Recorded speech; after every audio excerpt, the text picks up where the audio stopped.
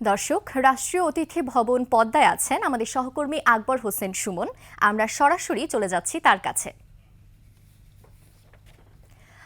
আকবর, দুই দেশের পররাষ্ট্র সচিবের বৈঠকের বিষয়ে আপনার কাছে কি তথ্য আছে, আমাদের কাছে বিস্তারিত জানান।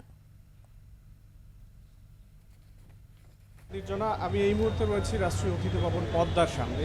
ঠিক কিছু মুহূর্ত আগে ভারতের পররাষ্ট্র সচিব বিক্রম মিশ্রি তার প্রতিনিধি দল সহ এই পদ্মায় প্রবেশ করেছেন। এর আগে প্রবেশ করেছেন বাংলাদেশের পররাষ্ট্র সচিব মোহাম্মদ জসিমউদ্দিন। এবং যে বৈঠকটি হবার কথা রয়েছে, যে ফরেন অফিস কনসালটেশনে যোগ দিতেই মূলত ভারত থেকে প্রতিনিধি দল এসেছে। এবং আপনারা জানেন যে কিছুদিন আগেই থেকেই এই এফওসি অর্থাৎ সচিব পর্যায়ের বৈঠকটি হবার জন্য যে নির্ধারিত হয়েছে সেটি আমরা আগেই জানতে পেরেছি।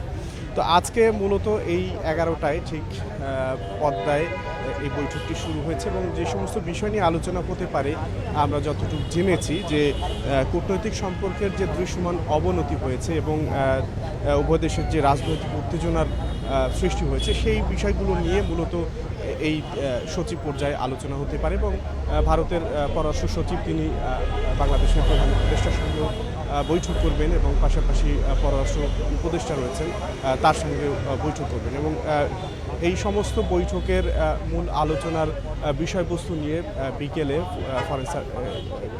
পররাষ্ট্র মন্ত্রণালয়ে একটি ব্রিফিং হবার কথা রয়েছে।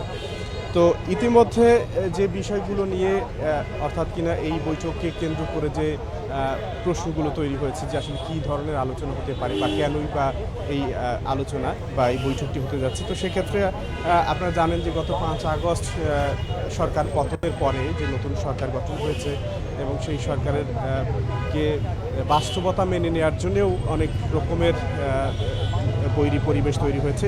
সেই ক্ষমতা আসার মধ্য দিয়ে একটি উচ্চ পর্যায়ের বৈঠকও হয়েছে।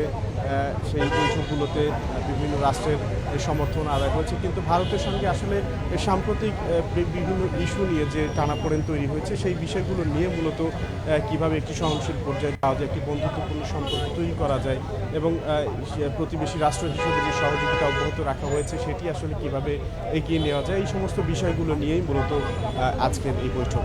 তো নির্জনা, আমার কাছে রাষ্ট্রীয় অতিথি ভবন পদ্মার সামনে থেকে এই ছিল সর্বশেষ।